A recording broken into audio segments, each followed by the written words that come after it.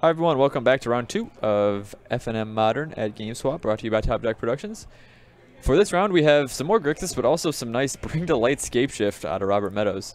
So I think this is 4 or 5 colors, probably 5. I guess it has to be 5. Doesn't have to be. Right, it has doesn't to be have 4. to be 5. Be Yeah, 4. four is and usually the choice is: are you on black or white? I know Robert definitely has white in his deck. I remember seeing some. Is that a worship in his hand? No, it was a Utopia Sprawl. Oh. Leading off with Basic Island. Interesting. These decks have a lot of basics, and the reason they have a lot of basics is because you are usually playing for Search for Tomorrow, and you have to have enough basics to actually get with Search for Tomorrow. Patrick playing Search for Ascanta. That's a pretty good turn too. Now, I hate to I hate to call out our friend Robert here publicly, but Matthew Meneers, who's stream running for us tonight, and Matthew, I'm wondering, is there any way you can turn Robert's mic down? I can hear Robert yelling in my ear, which is fine. Robert doesn't have a mic, so which is fine. Well, he doesn't have a mic, but is there any way you could turn the mic on the play area down? Robert just happens to be a very loud individual, whether he's talking or flipping cards, just kind of loud. Patrick with the turn 3 suspended ancestral vision. It's not exactly the turn he wants it to be there. Yep, but that's this is probably going to be awkward. This is probably going to be a long game. So. Well, yeah. I mean, the question is, how much counter magic does Patrick have? If you don't have a ton of counter magic, it's actually pretty tough to beat Bring to Light Scapeshift. Yeah, that's true. If Patrick is on like remands and stuff, that's good news. Yeah. And he certainly has Cryptic, but Cryptic sometimes isn't agile enough. Probably has some logic knots.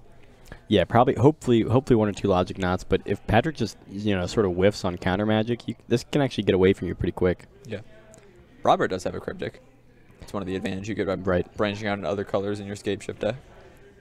Notably, Robert cannot cast Cryptic Command right now, but he could cast Ojutai's Command. The basic 4 is definitely rough. The mana for this deck is obviously a little bit awkward. Yeah, it's just, like I said, you have to have so many basics for one, because you have to be able to function through Blood Moon, and so you need at least 3 islands, but most decks have more than that.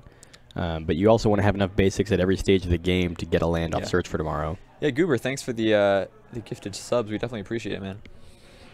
A gifted sub? It was last night. What's the name? Goober 1501 is one of our continued supporters. Wow, that's fantastic. We really appreciate that, Goober. Definitely. I believe that's isn't that the Georgia word for a peanut? Probably. We'll have to ask Jimmy Carter about that one. Is he still around? Yeah, he is. Yeah. Not for long, maybe, but no. All right. So here's a conundrum for you. It is in fact the Georgia word for a peanut. We got 2 confirmations, Goober and Cat Navis. we got a lot of native Georgians in the chat here. Apparently. Not from the nation of Georgia. Wow, really? Patrick kept the card on top with the Serum Visions, but missed his land drop. Interesting. What? Yeah, that's. What could he be keeping on top? He kept Thought Scour on top, I think. Drew Damnation. That one's not gonna be great here. I guess he does have the Tasker in hand, but yeah, missing your land drop seems kind of bad here. You want to be able to like Cryptic snap Cryptic when your opponent's trying to go off. Yeah, his hand is pretty clunky right now. Yeah, it is. He definitely wants a 4th land to get access to that Cryptic. Yeah, otherwise he has a Kolagon's Command, a Bolt, and a Tassiger. So I assume Damnation in the main is like just because of humans, but no one really plays humans at the store except for like Brent Rogers. So I don't know. I'm not sure about the Damnation in the main board here. It feels extremely awkward right now. We kept another Thought Scour and not a land. With a Serum? No, with the search trigger. Search that's right. Yeah. Yeah. Wait. Why are we? Yeah. I don't get that. I don't know. Maybe he feels comfortable on 3 lands here. Well, why? So did we not? Why didn't we cast Tasker? Well, I think he wants to be able to flip Search for Ascanta. So he doesn't want to exile cards out of his graveyard. Maybe that's his plan to get the 4th land. We're not. I guess. I mean, I guess if you're just aggressively trying to flip Search, then keeping these 2 Thought Scours, but you're missing actual land. I don't know. This all seems pretty skeptical to me. Robert, however, Mr. not missing Rainforest. land drops. We are at 6 mana here. Maybe does Robert actually have a worship? It's got to be I mean, it actually might be. I thought it was a Utopia Sprawl. The problem with Worship is that Bring to Light can't actually cast enchantments. The best you can do is cast a Dillic Tutor with it to get an enchantment. So I don't. But I thought it was a Worship. Yeah, he doesn't have any creatures to proc Sakura Tribe Elder. All right, so there we milled Thoughts Guard. This will allow Patrick to flip Search for Escanta. It doesn't look like a Worship though. Yeah, it does. I guess it could be an extremely faded Utopia Sprawl. Yeah. Like a Utopia Sprawl. But why would he have not played it then? Well, I don't know. It could be like a Utopia Sprawl that he like left under a UV light for like 10 hours, you know, for like a science project. Yeah, the classic UV light your cards. You know. Well, when I was in 4th grade, I did a science project where I put a bunch of tomato plants under UV light. Okay. So maybe that's... right on time, Patrick finds the second Search for Escanta, but I think we're going to leave a Cryptic Command instead. Looks like Robert's going to go with the Cryptic Command. This might be bounce. Yeah, bounce the flipped Escanta. Ooh, that's pretty good. What even happens? It just goes back as an enchantment to your hand. Huh. Interesting. And now Patrick could respond with his own Cryptic, but he leaves himself open to a lot of things. And on top of that, Robert does have a remand, so it's not even going to resolve. And missing all these land drops definitely allowed Robert to get ahead. I mean, Robert did also have an extra land. Well, like you said, though, it looks like Patrick really did this to himself. I don't know. It's kind of... This has been very awkward. I don't know what Patrick was thinking. I mean, I totally understand your desire to flip his Kanta, but that can't be your #1 goal if you're missing land drops. Right. Anyway, earlier Mario and I were talking about how great of a combo... as foretold. Yeah, as foretold and Search for Escanta. Yeah, because you're casting your spells for free, and so you can pump all your mana into Escanta. It's extremely good. Someone did it to me the other day with like a blue-white restore balance type deck. It was very powerful. It was actually Resident Judge Scott who did that to me. My conundrum's not going to rise here. I was going to ask you if you cast Ancestral Vision and also have your Search for Tomorrow or Search for Escanta trigger, which one you do first? Because you get to choose. You get to stack them, yeah. Yeah, but I was going to... Oh, what's the best to do? It essentially makes no difference because you either see the top card for the first one of the Ancestral or you see the card for the draw step. If you didn't have a draw step for some reason, like because if someone had Maryland on the Mornsong in play, or a Leovold. Well, if they have a Leovold, you're actually just screwed. So I guess we just that's game. Robert had the Bring to Light, finds a Scapeshift. All right, make him show you the mountains. Well, he only had one mountain in play, so I got to imagine we have enough here.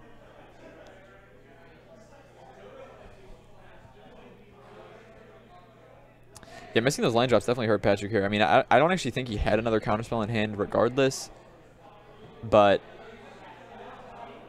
even if he did, he wouldn't have been able to use it.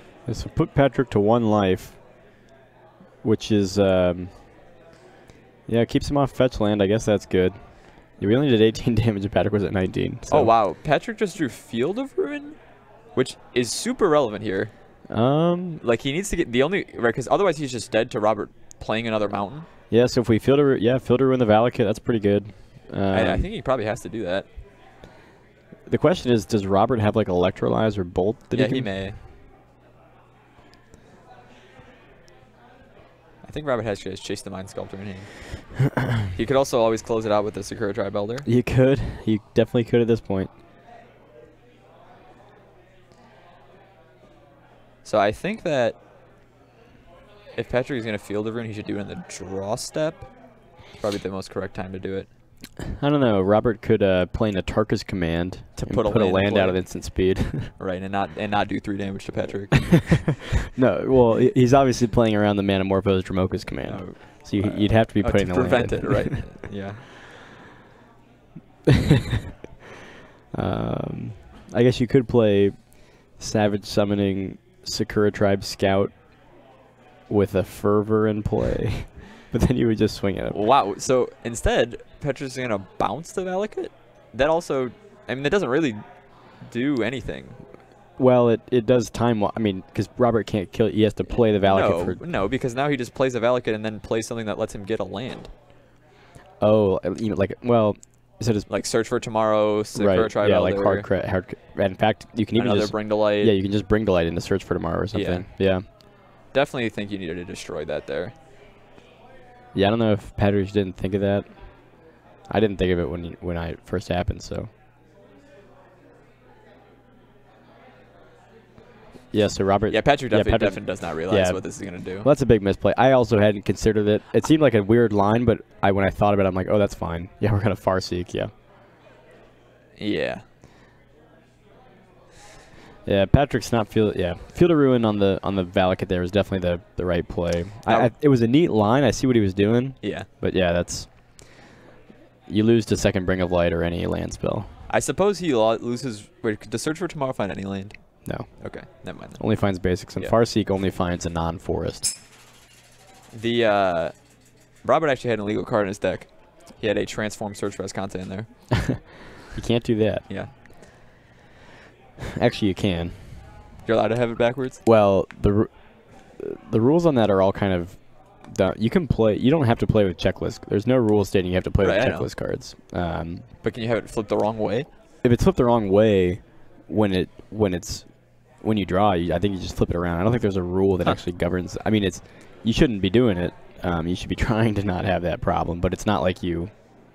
It's just the card. I mean. Yeah, I guess it's still the right thing. And you can definitely play with, Delver of Secrets and Hunt Master. You can play with those cards in your main deck without a checklist card. So how does Patrick shore up this game? I mean, he definitely gets to take out a lot of bad cards like the Damnation and the Fatal Pushes and whatnot. Maybe he has Slaughter Games. That would be good. I'm actually more. It's more likely that Robert has Slaughter Games actually because you can cast it up. Well, I'm doubtful that Robert does. I mean, it's possible Robert's playing 5 color, but since we saw the Temple Garden, leads me to believe Robert's on the white plane. Yeah, he is. He's on. And although you could still play Slaughter Games in the white variant, right? You don't want to because then you can only cast it with Bring to Light. It's also not relevant in this matchup, but just no, you definitely wouldn't want to Slaughter Games Patrick. You can take out his Colligan's command. Yeah, Cryptics, I guess. Who knows? Yeah, my guess is Robert's on like Supreme Verdict. Oh, timely reinforcements maybe. Right. Yeah, that's the reason for white. I think you also play Wrath of God, just as a hedge against humans meddling mage. And it does seem, yeah. I mean, it seems like it would be hard to cast though. What cast Wrath? Yeah. It's no harder than Supreme Verdict. Yeah, that is true. For some reason, I thought Supreme Verdict was it's in fact harder than Supreme Verdict. Yeah. Or it's easier than Supreme Verdict. I mean. Yeah, you're right. There you go. We transformed our Search for Escante back to the right side. Good call, Robert. Yeah, I mean, Robert's sideboard is probably just like maybe like some Dispels and then like 13 one-ofs or something that he can bring to light for. I'm guessing that's what it's like. Could be anything, really. He probably has also like some creature threats. He probably has like a Huntmaster, maybe even like a Geist. In fact, Geist would be decent in this matchup. I'm not sure if Patrick has Lily of the Veil.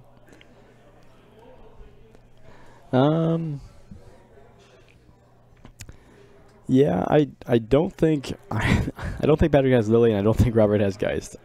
I think the alternative win con for a deck like Robert's is you bring in 4 Obstinate Baloth. 4 Obstinate Baloth. At least 2. Minimum 2. No joke. Minimum 2. But possibly 4. The most common number I think is 3. I'd say the median is 3. The mode is probably 3, and the mean is like 3. Great, I'm glad we got 3.1. Our statistical options. But no, I mean, here. Obstinate Baloth is extremely prevalent in these lists. I think it's the biggest secondary win con out of the side. I will bet you $5 that Robert has no more than 1 Obstinate Baloth in his sideboard. I disagree. Okay, well. I bet he has 2. He might have 4. And the median of 3. Yeah, so are you taking me up on my bet? No. No? Okay, well, it seems like you're not confident in your... We could ask him. We could ask our stream runner to ask Robert. Well, not in the middle of their game. Oh, Patrick knows.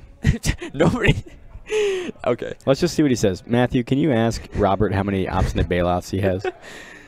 Trackers, maybe. Yeah, trackers seem... Also yeah, could have some trackers. Seems okay.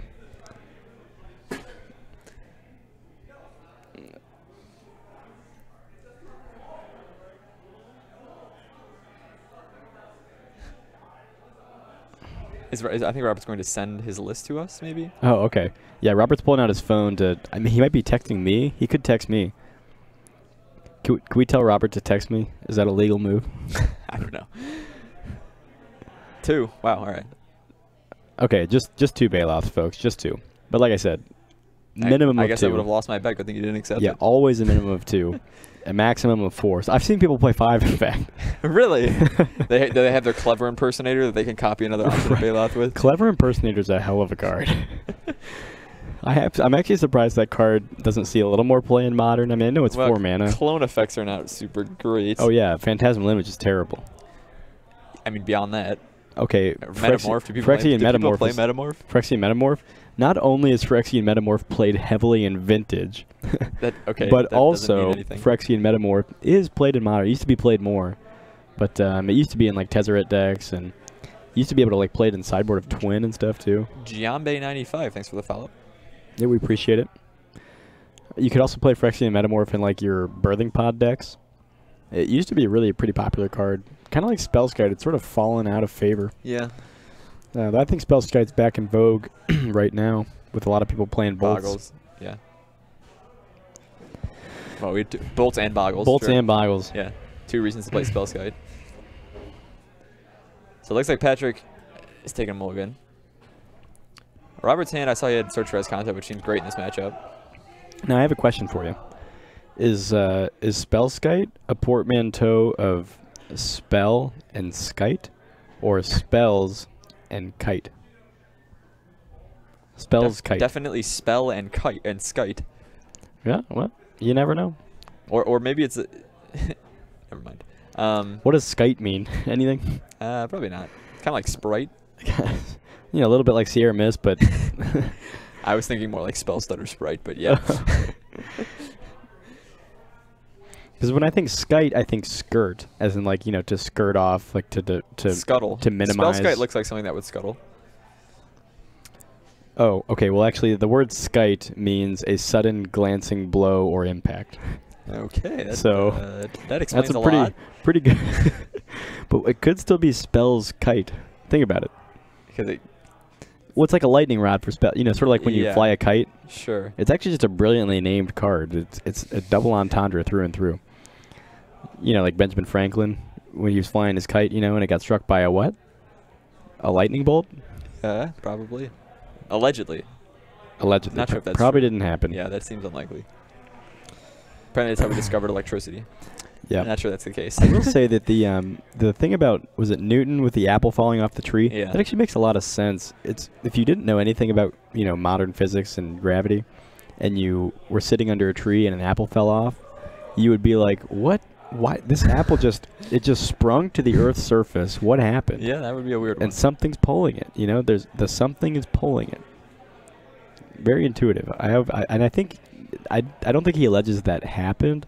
I think he alleges that that's a good way to think about it. Yeah. And he said that in thinking about it, he came to theorize about gravity.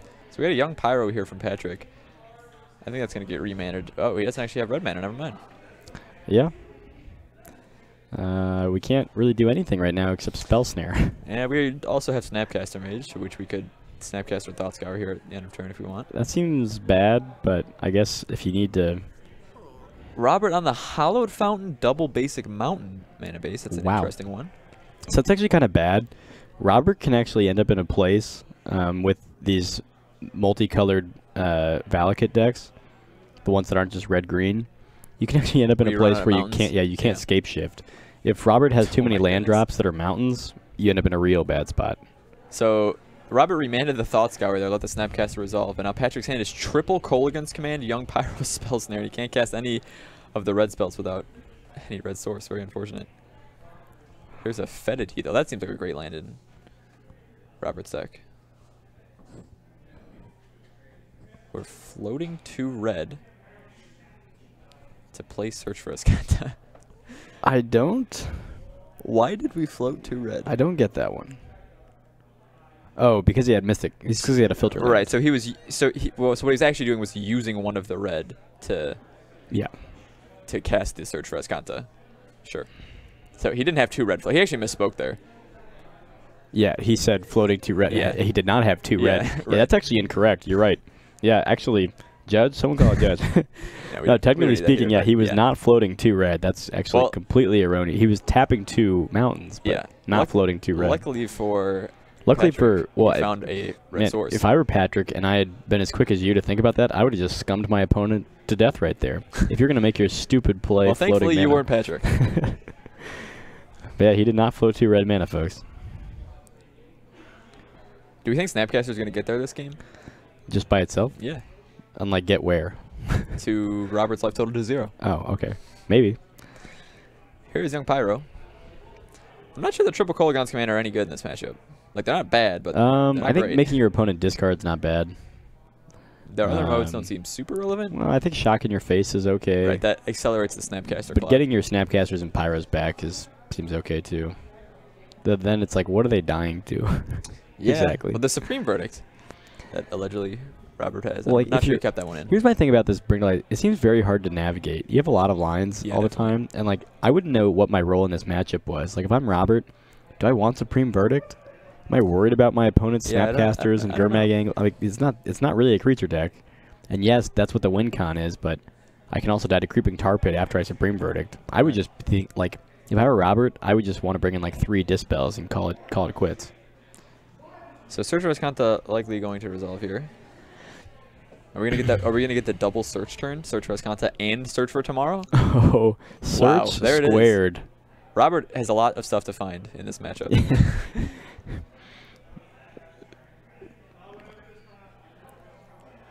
The second Young Pyro. I wonder if we just hold up K command here. We could also just animate Creeping Tar Pit and attack. Man, what if they called this deck like something like Escanta Tomorrow or something? You know, sort of like what's that movie? Edge of Tomorrow? No. You know what? Forget it. I'll think of it. Okay, don't worry about it. Great. I actually like the animating Creeping Tar Pit there. It's a 2-turn clock. Yeah, I agree. Because I like I said, not sure how relevant Kolaghan's command is. I think he. Well, though you can make it seem like you have other stuff. Yes, yeah. Well that too, but you can also just. It's still a 2-turn clock. Right. With a you're right. If you just shock him. Yeah.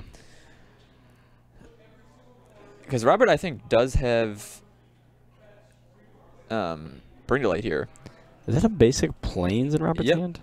That does suggest he probably has Verdict or Wrath of God. Definitely. Yeah. I assume you just play the 1 Plains. There's no way you can afford 2. But that means you can't even cast. You can't do that through Blood Moon without. I guess you need 4 basics so that you can still Bring to Light for 4 through Blood Moon. Yeah. But the thing about bringing to light through 4 through Blood Moon is you can't go off. Yeah. You can't go off of Valakut. But you can get a Reclamation. No, what is Bring to Light to get? Instant sorceries and creatures? Yeah. Okay. Robert does have a Cryptic Cure, which he can hold up to try to kind of fog for a turn. Which he might actually have to do. Yeah, if Patrick is wise, he can play around the Cryptic tap to still get in for damage with Creeping Tar Pit. Right. But I'm not sure how good that is. I mean, that saps all your mana, not for lethal. So we are bringing to light here. Robert was trying to consider what card could be in Patrick's hand. He definitely didn't land on triple Kolaghan's command. Yeah, this is it's fine for Patrick to leave these in the matchup. What I'm not. This is just very unfortunate for Patrick. Yeah, definitely. You weren't expecting to draw all 3, and unlike when Hunter drew all 3 of his against Ryan in round 1, this is not what Patrick wanted to see. Yeah, definitely not. So, yeah, I think this does it. Robert just cast his other Scapeshift, and he has 7 lands in play, so that'll be 6 Valakut triggers. And for those following along, this is actually game 2, not game 1. Oh, yes, yeah. Robert has gotten game 1. This is the match, presumably. Assuming Robert does have 6 mountains. Assuming Robert doesn't fire these mountains at the Snapcaster Mage. He did in fact say you. Well, he also said float double red earlier. Yeah, that's true. So you can't take Robert at his word. All right. GG. No re. Yeah, that hand. All right, Patrick said it like he just said he drew the wrong half of his deck. Definitely the case with a deck that's supposed to be as interactive as Grixis. Robert kind of just had free reign there for both games. Yeah. Like I will say it's unclear how many counterspells Patrick had access to in Game 1. Yeah. You know, maybe 2 Logic Knots and 3 Cryptics or something, but yeah. in Game 2 there he almost certainly had, you know, the Dispels, the negates, Counter Squall, yeah. So that just was pretty unfortunate. But anyway, folks, thanks for sticking with us. Are we going to look for another match? Yeah, well, we'll definitely look for that. Well, it's also there's not a whole lot of time left, but we will try to find like Game 3 of another match. Yeah, let us know what you want to see. We can't do a good job picking right now because we got to find someone that's actually in transit of a game. Yeah. But for round 3, it is very bright back here. We got Grixis Control. We got Blue-Red Prison. Blue-Red Prison, nice. Yeah, Blue-Red Prison is actually, for those of you who don't know, that's the deck that's like it's kind of like Lanternless Lantern is maybe the best way to say it, but basically it's just mono blue Whir Tezzeret control. Yeah. You play Mistress Bauble, Pentad Prism, and bunch of hateful artifacts like Pithing Needle and Sorcerer's Spyglass and stuff. Yeah, and Instant Speed, Pithing Needle, and Sorcerer's Spyglass are brutal. Yeah. And then in the sideboard, it's really the only red you have in the deck is you have Cure per Aether Grid. And then some people have like Pyrite Spellbomb in the main. Yeah, that's another way to red win. for that. Though it's tricky because it doesn't look red because Pyrite Spellbombs is an artifact. Well, they have gray on them. Also that. Like the original Pyrite. Yeah, the mana symbol is gray because they're from pre-Mirrodin. Well, I guess they're Mirrodin, so they. Any Bogles? We'll see. Is anyone playing Bogles? Is Justin playing? Justin's playing Naya. We might have Bogles. No, it does not look like it. We got Ponza. Yeah, nobody here is playing Bogles. Death and Taxes, Burn, Red White Eldrazi. Somebody is playing Blue White Control with Approach as their win con, and this is not standard. This is the modern. Yeah, I'm not sure how I feel about that, about Blue White Approach in modern. If you don't know, if you haven't been playing standard, Approach of the Second Sun is a 7-mana sorcery that when you cast it twice, you just win the game. I mean, here's my thing. There just have to be weird. There have to be better win cons in modern, right? Like if you're playing Blue White Control, your win cons are already pretty good, like Celestial Colonnade, Gideon, Jura, Elspeth Sun's Champion, Gideon Ally of Zendikar. You got lots of good win cons. Jace. I'm not sure why. Yeah, Jace. I don't know what Approach is doing for you. It does give you an uninteractable win against a lot of decks. Like most decks can't do much against Approach, but. And it gives you an immediate win, but also unlike all those other cards we mentioned, Approach it's just bad. Yeah, it doesn't do anything. Yeah, it doesn't do anything. It gains you 7 life. It doesn't help you while you're behind. I mean, it's just. Yeah, I don't know. So I'm curious to see what the list is, unless it's like an all-in combo deck where you're like it's like nothing but like. Ramp elements in Approach? Yeah, maybe, but you can't really ramp in blue white. It could be that we're missing something. Like it's No, I've seen this list go around. I know like online Gabriel Nassif has been playing it a little bit. So it's not like a Gifts Ungiven on Burial Rites or something. No, I don't think so. Or like Gifts Tron. No, it's definitely just like standard blue white control where like they took out their Gideon and like a Snapcaster and put in 2 copies of Approach or something. I just can't endorse that, but. You know what? If it's good in standard, I can tell you that much. Is this person winning? Do we know? We don't know. Unknown. It was round 1. Yeah, we'll have to see if we'll have to check. His name is Neil. We'll have to check in on Neil, see how he's doing. By the way, Neil is an anagram for lane, also lean. So not sure what that says about nothing. Absolutely nothing. Okay, well, there you go. Somebody said, "I don't have any questions today." Hooray! Oh, well, okay. If you think of any, is that just like is that about Magic or just like a general thing? Like you know, your life is on track today. He's found out everything. Yeah. He sort of, he asked that supercomputer what the answer was. It told him 42, and he's done. Yep. All right. He's done. It's a good day. Looks like we got another match. Another match. Yeah, I'm guessing this is going to be game 3. Maybe it'll be blue white Approach. Maybe we can see. Hopefully not. I don't really want to watch that. I kind of wanted to get Tony Mack on camera. He's playing Grixis. Well, I guess he's playing Grixis. We've seen nothing but Grixis we've seen today. A lot of Grixis. Grixis is definitely popular around here. In various forms. Control, Pyro, and/or Delver, also Death Shadow. Oh, Justin Blackburn's playing Naya. Yeah, he's your protege. My protege. We got Nick Lutz on Scred. I kind of would like to see that, actually. Oh, someone's on Merfolk. Yeah, I wonder if they're playing Merfolk Trickster, the new 2-mana flash guy that gets rid of abilities. That card's really good. What about tokens? Somebody is playing mono white tokens, actually. Oh, really? Yeah. Phil Jones today. Oh, taxes. Never mind. I misread. Yeah, I was going to say. It's taxes, Phil's been on taxes for a while. I think he's actually playing. He's playing mono white. Well, I don't know if he was playing blue-white taxes earlier in the week, and he was actually playing Chalet, Voice of Plenty, as well. Yeah, the Grixis mirror, great. Just what we ordered. Oh, wonderful.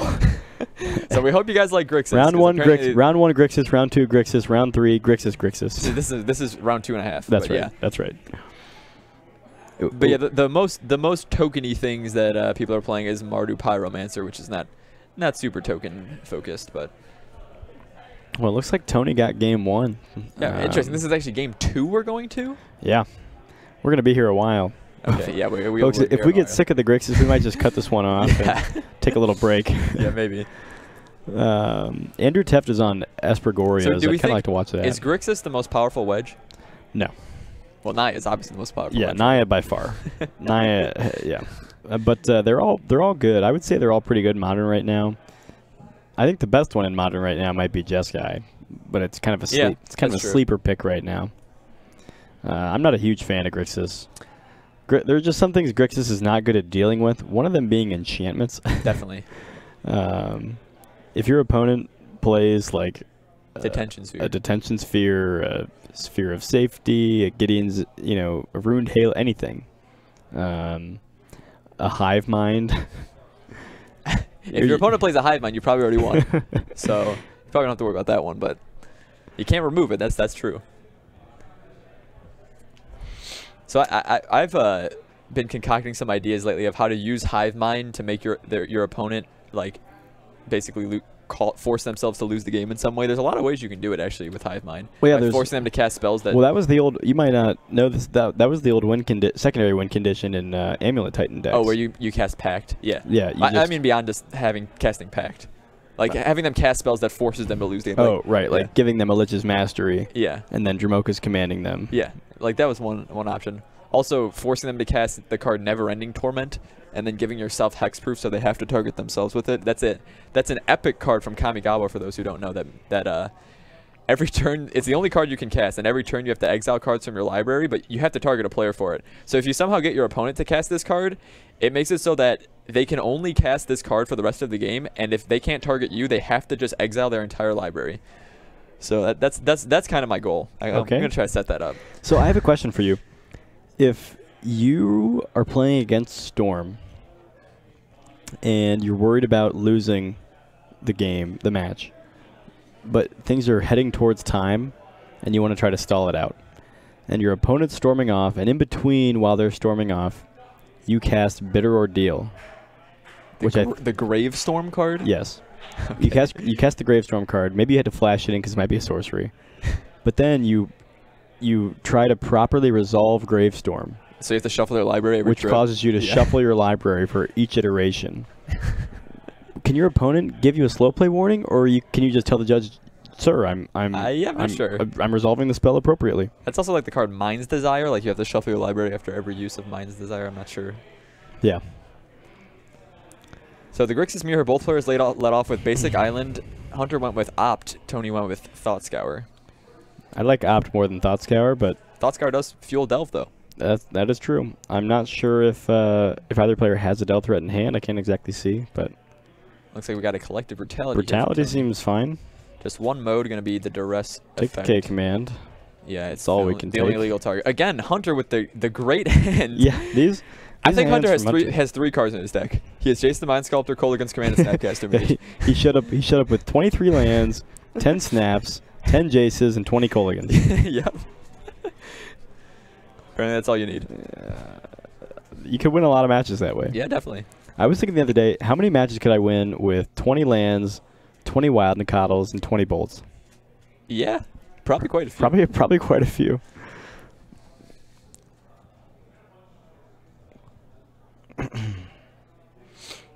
So Hunter, I assume he's not going to fetch. Yeah. Yeah, he decided not to fetch. I think he wants to not only be able to save push, but also just have more lands in his library. Yeah. And he also didn't exactly know what colors he wanted because he was on basic Field of Ruin. Yeah. So what are we Kolaghan's Command end of turn here? Could also just Field of Ruin, and now that this Creeping Tar Pit has presented itself, I think that's actually a pretty decent option.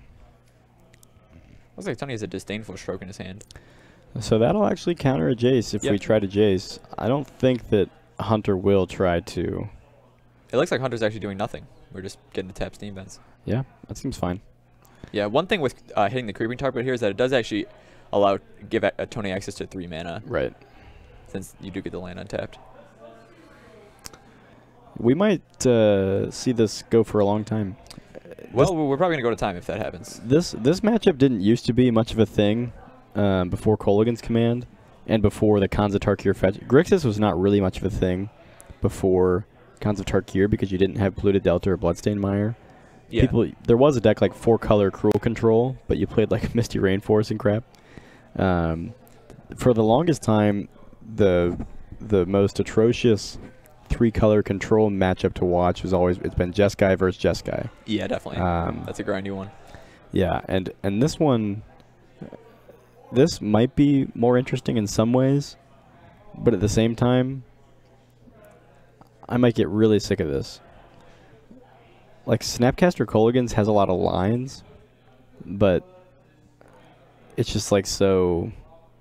I don't know. It's not entertaining to me. Sure. So Hunter does have 4 mana. We're gonna lead off with Op though, not just slamming Jace the Mind Sculptor into the 4 open mana. Probably a smart plan there.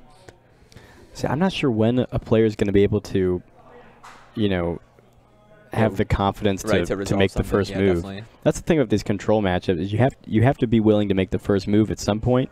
Usually the player that loses is the one who misses their land drops. Yeah. But I wonder what kind of threats either one is even willing to, like, tap any mana for. Right. I mean, I assume one of them brought in Keranos, hopefully both of them. But Keranos is going to be so hard to resolve. Yeah. This is the type of matchup where the Thundermaw Hellkite out of Hunter's deck might actually be good. Like. Yeah. Especially in game 2 here. I'm not sure the Terminates are still in there. But the other thing is that, and that's the other strange thing, is this matchup doesn't have that same dynamic where both players wanted to shrug on removal because your opponent is playing Tasker and you know, Gurmag Angler and Pyro. It's very different than the Jeskai control mirror. So one thing I've been noticing here with these Field of Runes, this is just a general quality of life thing for the chat. If you ever get Field of Rune, you might as well float a mana before the thing hits your land because you get another untapped land and you could actually have more options. Make a 2-mana spell, yeah. It's probably not relevant in this matchup, but for the players at their current time in this matchup, but it is basically always correct to do, unless your opponent is somehow mana burning you. Right. If you're playing like if they're playing 2003. if they're playing mana barbs. Yes, if your opponent's playing mana barbs, don't do that. But otherwise, seems like a good idea. Or if you have a fear that they're going to quicken Mana Geyser you. That could happen. You never know. Yeah. You never know. Those are legal cards in this colors. So, what are the cards that Actually, I don't think Mana Geyser is legal in Modern. Never mind, ignore me. What are the cards that these players really want to find to take advantage of one another here? I think you want to draw your Dispels. So you have a 1-mana back and forth where you can actually resolve a threat. Yeah, Dispel seems great. Search for Ascanta on either end would have been good here. But yeah, that's a big deal. You're right. Dragon Master Outcast could be. I'm partially kidding, but Mark has some. I have some bad memories of standard control. I was playing blue-white. Oh well, we got some action here. Oh, okay, we got the trigger pulled. Snapcaster coming down for Hunter might just be like, oh, Spell Snare is definitely a good one. Yeah, definitely. I think Hunter might be wanting to fight a counter war here to resolve Jace, or no, it looks like he just wanted to test the waters with that Snapcaster. And we see 2. When his opponent is short 1 mana and 1 card now, so bolt to the face. All right, it's a little aggressive, I think, but yeah, not super sure about that one. Oh, Tony misses land drop. If Hunter were at like 10, I could see that being better, but at 15 here, not so much. So the reason Hunter also fired off that Snapcaster so he had better options with his K command. Yeah, so he's gonna have Tony discard a card as well as get back Snapcaster Mage. We'll see if Tony lets this one resolve or what he's gonna do about it. Looks like we are gonna Logic Knot. And Hunter, what does Hunter have up? Just Logic Knot? Hunter does have Logic Knot, yes. What does Tony have a response? Not entirely sure. Tony will have access to a lot more mana than Hunter. Logic Knot X5. Looks like Tony has a remand. Okay. But Hunter's just going to let that one resolve. So what this does here is it lets Hunter untap, try to play Jace, and have Logic Knot as his own backup. Yeah, Hunter has played this well. Yeah, one of the ways, and the reason having operative plays at instant speed is a big deal for any deck playing against control. But if you can make a big play that your opponent has to shut down on their turn, then you can actually untap, use your mana. The downside is that Hunter does have to, will Hunter actually get blown out by the remand? Well, it depends on if Tony cracks. Yeah, Tony doesn't have the mana for snap remand if he remands first. No. So, yeah, this might actually work out really well for Hunter. So Tony did let the second Kolaghan's command resolve there, which is showing some heads up about the fact that Hunter could just resolve a Jace. Does Hunter just pass? Yeah. I think Hunter wanted Tony to be tapped down even further because just to be certain, and without Tony reacting to that Kolaghan's command, he just passed the turn. Yeah, this is where Dispel would really shine because Dispel allows you to do with 4 mana to go Dispel, Snap, Dispel, which is disgusting. So Tony is responding to Snapcaster with his own Snapcaster. Which can only get Logic Knot, right? No, I think he has Spell Snare in there maybe. Okay. Yeah, that's probably going to be the one. Well, that's kind of awkward though if you just name Spell Snare though, because then your opponent can just, I don't know. So he is going to Spell Snare Snap. Okay. And now here's another K command. And this is all while leaving Logic Knot up. Why so many people playing Grixis today? That is odd. Yeah, we apologize. It's the real hype train around here, despite the fact that it puts up no major results at big tournaments. It's the 3-color mid-range deck of choice. Yeah, definitely.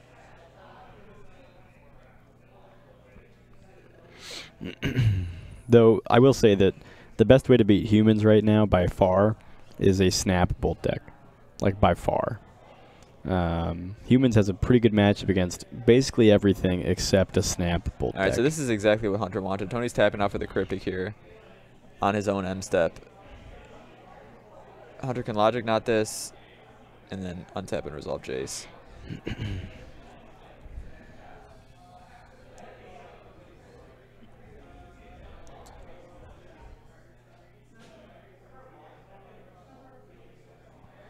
And now Tony's only down to 1 card as well, with having to discard the Kolaghan's command. So this is really bad for Tony. Yeah, so now I think we're going for Jace. Oh no, we got the Thundermaw? Do we have a Keranos? Snap? Really? All right. So yeah, okay, yeah, we're just gonna whittle you down. Yeah. Now Hunter has remand up, which we can just use to draw a card if we want. Okay, yeah. So Tony's gonna concede. In the interest of time, there is about 10 minutes left. Yeah, when you're down to 0 cards and your opponent's still on 4, that's probably a good idea. I have to trace that back. Did Hunter just leverage his Kolaghan's commands extremely well there? No, he leveraged his Snapcasters really well. Yeah, I guess he did. Yeah. Well, yeah, I guess he just did have a raw higher number of Snapcasters than Tony, which is relevant. Somebody asked, does Grixis Shadow not have Snap Bolt? Grixis Shadow has a much worse humans matchup. Yeah. Non-Grixis Shadow Snap Bolt decks have a good humans matchup. For Grixis Shadow, it's really tough because their game plan is so good against your win cons. Yeah. They can chump block your guys, and they can Reflector Mage your Delve threats and your Death Shadows. And Mantis Rider just and kills you. they fly over the top and kill you with Mantis Rider. Like their creatures are so good against your win cons that for Grixis Shadow, it's pretty tough. Yeah. But for an actual control deck that's on Snap Bolt, like Jeskai or Grixis decks like these, your humans matchup is really pretty favorable. Really, in my mind, that's the only way you can beat humans reliably right now. Even a Supreme Verdict deck that's not a Snap Bolt deck is pretty loose to me. Yeah. I think Blue-White Control, people say they have a fine humans matchup, but you just get savaged by Meddling Mage and Kitesail Freebooter. Yeah, Sajomir. It's not following. Thanks for the follow. Appreciate it. You've probably noticed that a lot of players have been, of all kinds of decks, have had to diversify their their sweeper package for no reason except for Meddling Mage. Yeah. You see people playing like one Day of Judgment, one Wrath of God, one Supreme. I saw a mono white deck playing a Day of Judgment, a Wrath of God, and like a planar cleansing or something. Somebody plays against Burn and says it's pretty even against humans. Yeah, I could see that actually, because well, I think it depends on your sideboard. If you're packing like 4 Searing Blood out of the sideboard, then it's fine. If you're only on like 2 Searing Blood, could be a little iffy. Also, you have some draws that you just get destroyed. Like if you're on like a Lava Spike Goblin Guide draw, and they go like Champion the Peristalios, right. Like, but if you do draw if you have the 4 Searing Blaze and 4 Searing Blood, yeah, it can be fine. I guess Deflecting Palm could be weirdly good in that humans matchup actually for Burn. It can be, but it's really easy to play around. In all my time playing against Burn with Deflecting Palm, as long as you sniff it out, it's really not a big deal. You know, if I have a 5/5 Knight and a 3/3 Scoos, I'm just gonna get in with the Scoos. Yeah. So Tony took a mulligan here. Oh, he looks like he's going to 5. That is not great. Oh, that's pretty tough. Yeah, the question is, can Hunter actually win in 8 minutes? And 5 turns? I think he probably can. This is definitely where he wants to see the Thunder Mine. Right. I will say, Tony's a very good guy. I know Tony personally. And I'm wondering if they get down to the wire and Hunter's ahead, Tony will just give him the match. Yeah, maybe. That's certainly something that players should do more, but they don't. Couldn't make it to FNM tonight. This channel is a nice find. Yeah, thanks, Edgemir. We stream every Friday and every Tuesday, Wednesday, and Thursday as well. Yeah. But yeah, definitely some pretty popular FNMs here on Fridays. Yeah, we got Modern on Tuesday. And Thursday and Friday. Yeah, and then Standard on Wednesday. Yep. We also have a Standard PPTQ tomorrow. Yep. Sometimes we got weekend events as well. Well, on the Moldify, we lead off with turn 1 Thoughtseize, and Hunter's hand is a little light, but it's got some power in it. Jace, Cryptic, and Collective Brutality. Yeah, I actually kind of like having 4 lands. It just means you're probably not going to whiff on lands. Yeah. Though that might not be the way that you want to end the game in 7 minutes. But yeah. Well, drew an op there. That's pretty good. Tony took the Collective Brutality there. I mean, it makes sense wanting to protect your resources when you're already mulligan very low, but I also sometimes just want to take the thing that's going to win the game, such as Jace. Yeah. The one way I can see Tony winning this game is just slapping 5 lands and having a Keranos somehow. And that Hunter does not anticipate or somehow does not have the counterspell for. But if we can actually stick a Keranos, we can maybe not only even prevent yourself from losing, but actually win the game. Inquisition, a pretty good draw there for Hunter. Yeah, that is very good. You'll see Tony's very just bad hand there. Not much other ways to put it. And the mulligan 5 was rough. And yeah, Hunter probably can close this one out quick enough. Yeah. Though Jace is not a real threat yet. Brutality probably going to get this Cryptic. Presumably Jace will draw us into some real threats. Brutality was a fine draw there for Tony. Is that a mana leak? What? No, it's Opt. Oh, Opt. Okay, yeah.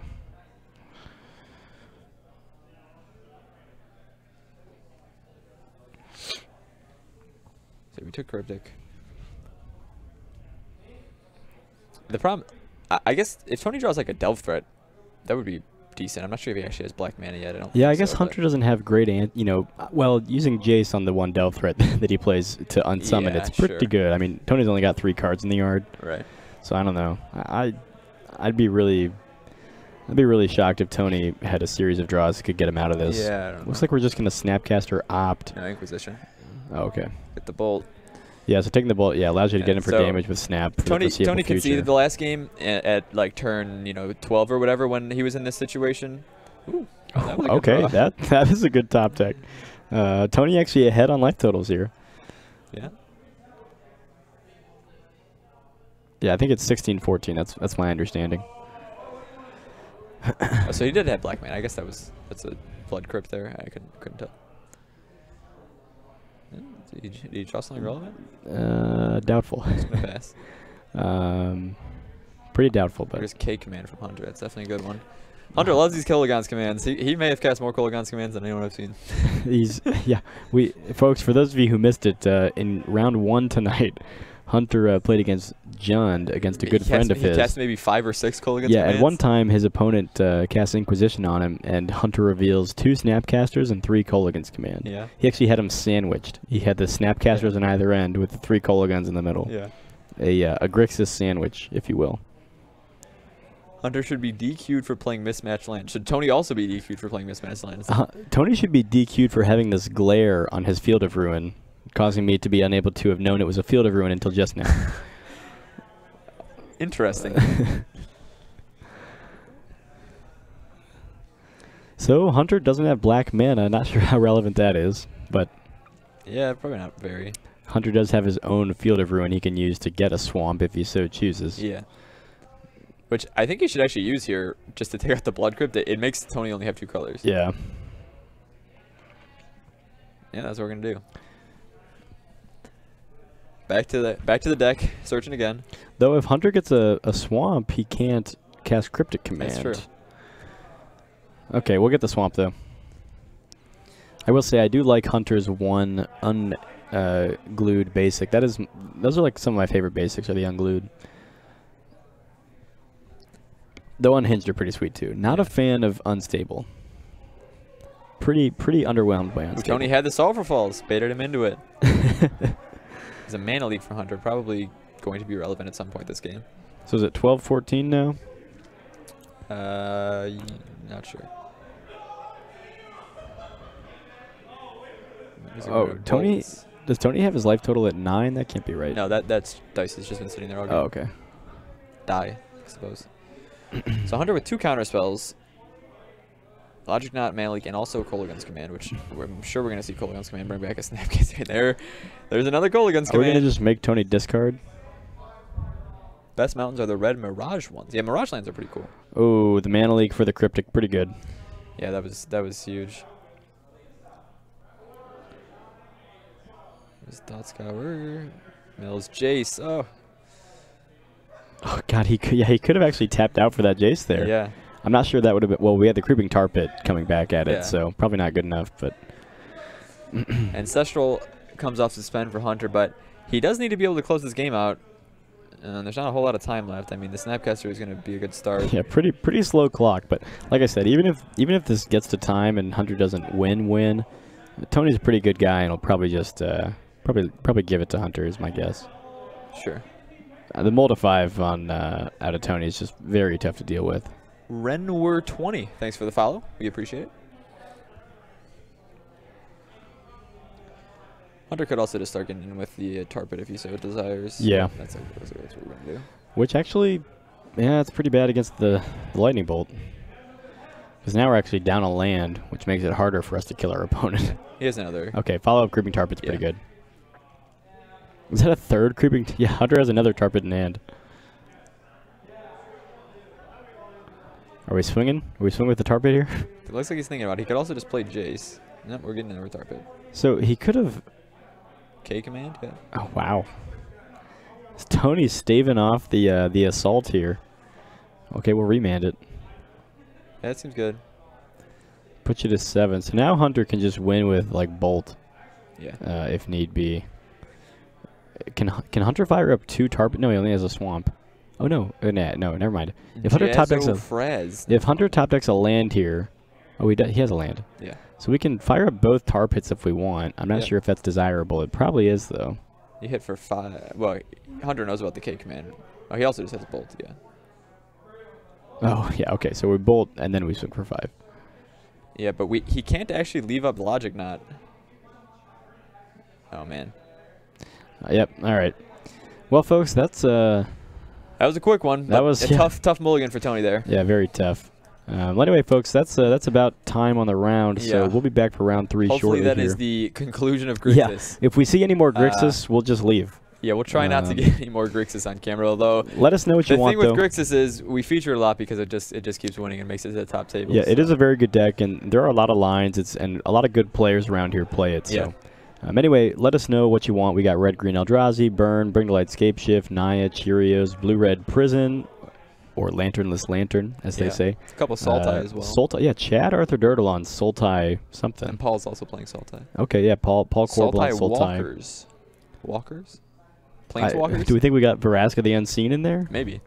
Humans, Jund, Skred, Nightfall, Aspergorios, Affinity. A lot of players here. Somebody said always love Naya. Always love Naya. Well, if Justin is winning on Naya, maybe Justin or Scott. We got two folks on Naya tonight. Yeah. Yep. All right, well, that'll do it for round 2. That was round 2. That was the second half of round 2. Yes. Yep. And then we will be back shortly for round 3. Oh, 1 second. So somebody requested humans. Nobody's actually playing humans. Yeah, there is. Brent Rogers. Oh, Brent is here. Yeah, Brent. So we likely will see humans. Give me some Jun, BB. Okay. Well, there's like 3 Jun players tonight. Yeah, Chad and Ryan. We might find some Junners. We'll keep an eye out for you guys. But we'll be back in a few minutes. Yep, don't go away. Thanks. All right. So we just cast Bloodbraid Elf. Oh, there we go. Okay, I like K Command.